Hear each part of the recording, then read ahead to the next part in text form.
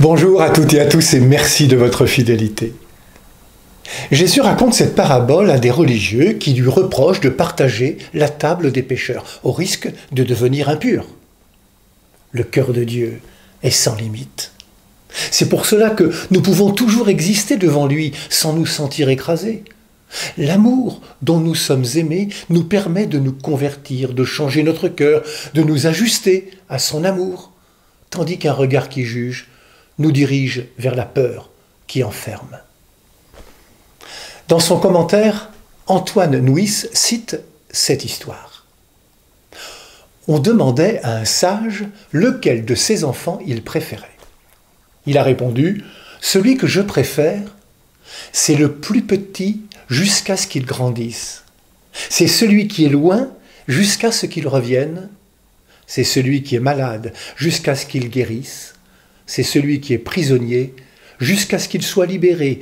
C'est celui qui est éprouvé jusqu'à ce qu'il soit consolé. »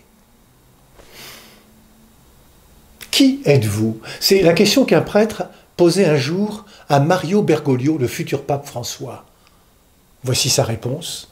« Je suis un pécheur sur lequel le Seigneur a posé son regard. » Dieu m'aime, non pas à cause de ce que j'ai pu faire de bien, Dieu m'aime parce qu'il est amour. Tout le bien que je pourrais faire vient du don de la vie qui m'a été donné. Depuis toujours, Dieu aime toutes ses créatures.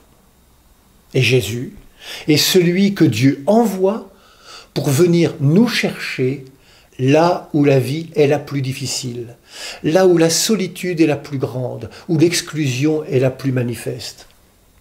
Voyez quel grand amour nous a donné le Père pour que nous soyons appelés enfants de Dieu, et nous le sommes.